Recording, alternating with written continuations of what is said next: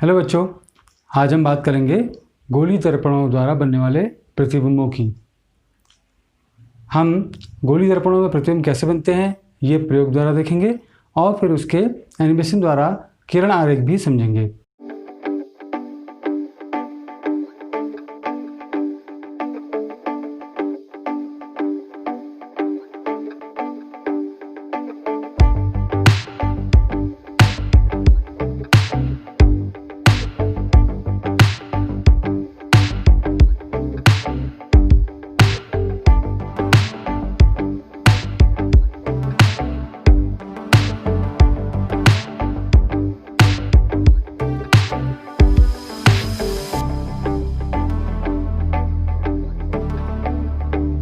तो सबसे पहले हम समझ लेते हैं कि गोली दर्पण हैं उनके द्वारा प्रतिबिंब जो बनते हैं उनका स्थान निर्धारण के लिए 4 नियम हैं।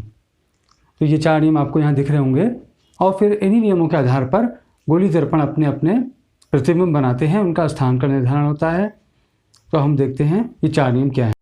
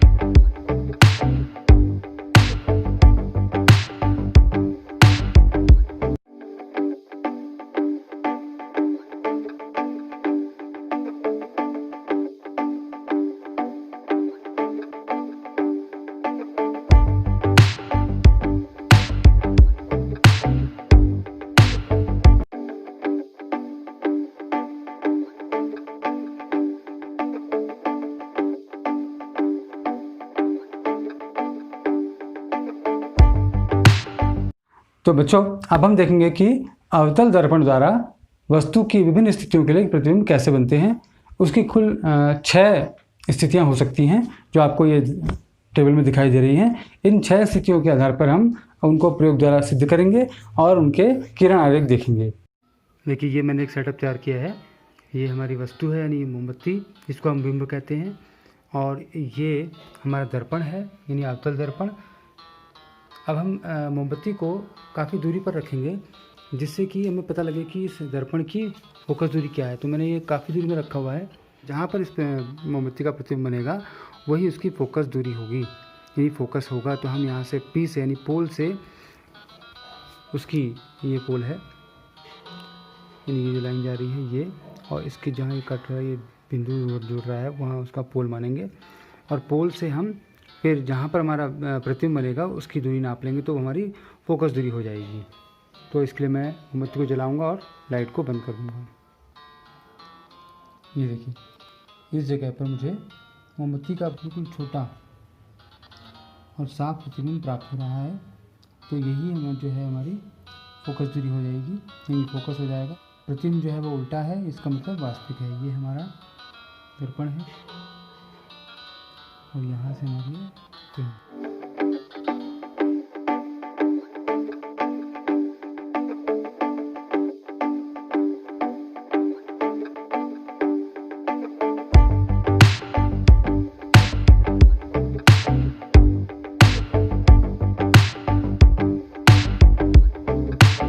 अब ये देखिए, ये दूसरी स्थिति है, यानी दूसरा नियम है अवतल दर्पण का, जिसमें कि प्रतिबिंब जो प्रतिबिंब होता है हमारा एफ और सी के बीच में बनता है। तो मैंने देखिए 2 निशान लगा लिए हैं। ये इसका फोकस, ये फोकस है, और यहाँ से यहाँ तक की दूरी फोकस दूरी है।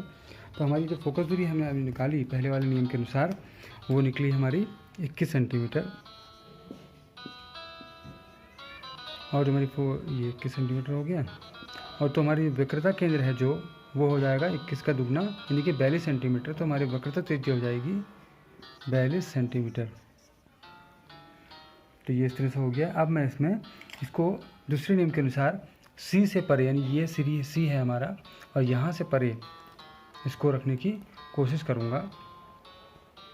यहाँ पर कहीं हमारा सी है, और ये यहाँ हमारा फोकस होगा। तो मैंने सी के परे रख दिया है मोमबत्ती को। अब हम देखते हैं कि दर्पण में इसकी स्थिति कहाँ बनती है। और ये है हमारे सफ़ेद रंग का कागज़, हमारा पर्दा। तो मैं अंधेरा कर देता हूँ कमरे में। देखिए मैं ये पर्दा यहाँ रखता हूँ और आप देखेंगे कि ये एफ़ पे धुंधला बन रहा है ज़रा, मगर एफ़ और सी के बीच में बिल्कुल उल्टा, बिल्कुल शार्प और थोड़ा सा पहले के मुकाबले बड़ा प्रतिबिंब हमारा मोमबत्ती का बन रहा है। ये देखिए एफ और सी के बीच में है ये दर्पण है हमारा। तो दूसरा नियम भी सिद्ध हो जाता है। थोड़ा सा हम आगे बढ़ाते हैं तो ये धुंधला हो जाएगा और पीछे करने में भी धुंधला हो जा रहा है, मगर यहाँ पर बिल्कुल ठीक बन रहा है।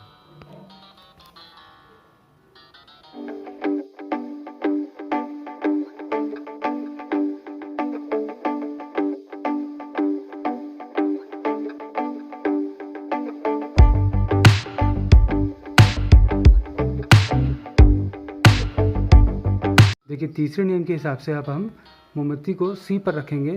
तो इसके लिए मैं मोमबत्ती को जलाऊंगा और अंधेरा कर दूंगा। देखिए ये इसका मोमबत्ती का प्रतिबिंब बहुत अच्छा बन रहा है और बिल्कुल सी पर बन रहा है। ये देखिए आप देखेंगे सी से थोड़ा पीछे ले जाऊंगा तो ये धुंधला हो जाता है और आगे लाने पर भी धुंधला हो जाता है। सी पर बिल्कुल सही बन रहा है और उसी के आकार के बराबर बन रहा है, मगर उल्टा बन रहा है, यानी कि ये वास्तविक प्रतिबिंब है। ये है हमारा दर्पण।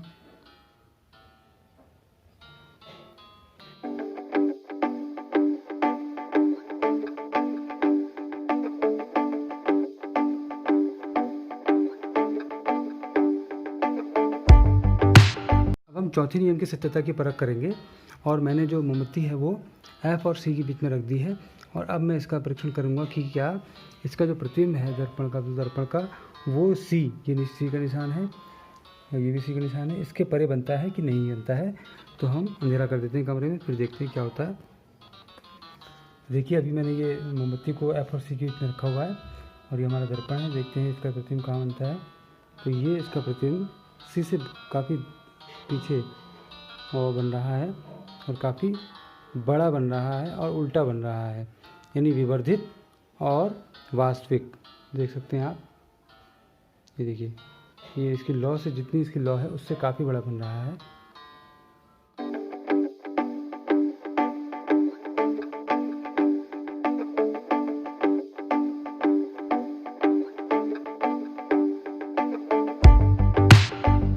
मैंने अभी जो मोमबत्ती है हमारे ये फोकस पे रख दी है, ये अपल दर्पण है। जब हम बिंब को यानी वस्तु को यहाँ जो हमारी मोमबत्ती है उसको हम फोकस पे रखते हैं तो हमारा जो प्रतिबिंब है वो अनंत पर बनना चाहिए, यानी काफ़ी दूरी पर बनना चाहिए। तो अब इसे हम करके देखते हैं। मैं कमरे में अंधेरा कर देता हूँ और मोमबत्ती जला देता हूँ। ये देखिए मैंने मोमबत्ती जला दी है और इसका हम अब प्रतिबिंब प्राप्त करने की कोशिश करेंगे कि ये कहाँ बनता है। तो मेरे हाथ में ये पर्दा है और मैं कोशिश कर रहा हूँ कि इसका प्रतिबिंब देखूँ कहाँ पर आता है। ये देखिए ये काफ़ी दूरी पर आ रहा है। इतना बड़ा जो इसका प्रतिबिंब है, ये जो मेरे हाथ में कागज़ है, पर्दा है, ये लगभग 14 सेंटीमीटर लंबा है, मगर ये इससे भी बड़ा कुछ दिख रहा है मुझे। और ये अनंत में है, इसका मतलब ये 100 सेंटीमीटर के करीब है इसका दूरी।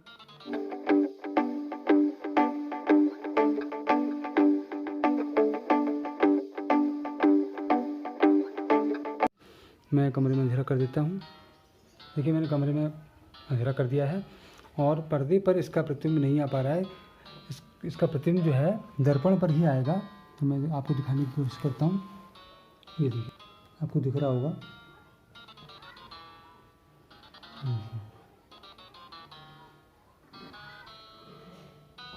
तो ये एक आभासी प्रतिबिंब है और दर्पण के पीछे बन रहा है।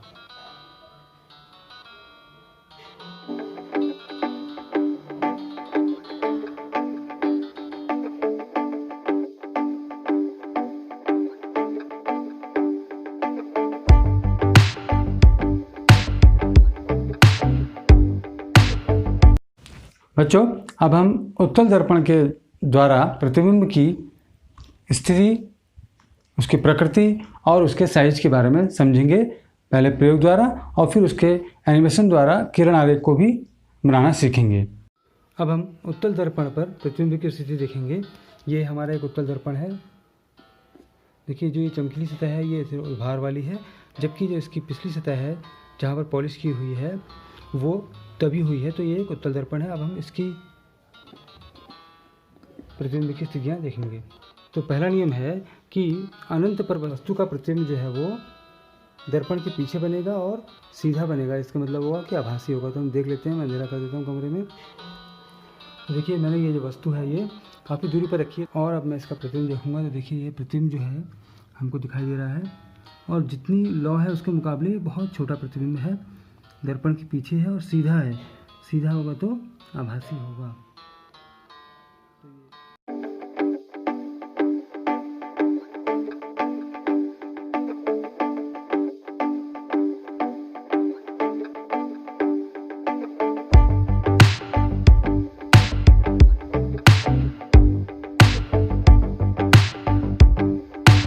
अब हम उत्तल दर्पण का दूसरा नियम देखेंगे। इसके अनुसार जब वस्तु को अनंत और दर्पण के ध्रुव के P के बीच यानी कि कहीं भी रखा जाए, चाहे अनंत हो, अनंत से आगे और C पे रखें या F पे रखें या F या C के बीच में रखें या फिर F और P के बीच में कहीं भी रखें, तो उसकी स्थिति जो है वो P और F के बीच दर्पण के पीछे बनती है। तो हम इसको भी देख लेते हैं। और दर्पण में इसकी स्थिति देखेंगे तो हमें ये जो मोमबत्ती है वो सीधी जलती हुई दिखाई दे रही है, मगर थोड़ी छोटी दिखाई दे रही है। जितनी वास्तव में है उससे छोटी दिखाई दे रही है। तो देखिए आप इसकी स्थिति इस तरफ से भी देख सकते हैं, वो आपको वहाँ दिखाई दे रही है। और इसको हम अगर सी में रख के देखते हैं तो तब भी बिंब सीधा ही है और छोटा है। और अगर इसको F पर रख देते हैं तो भी बिंब सीधा ही है और लौ के मुकाबले थोड़ा छोटा ही है। यानी कि कहीं भी इसको रखा जाए पोल से अनंत के बीच में तो जो स्थिति है वो सीधी ही रहती है। और एक बात और जो ध्यान देने लायक है इसमें कि उत्तल दर्पण से बने हुए प्रतिबिंब को पर्दे पर नहीं उतारा जा सकता। तो जिस प्रतिबिंब को पर्दे पर नहीं उतारा जा सकता यानी वो दर्पण के पीछे बनता है तो वो आभासी ही होता है।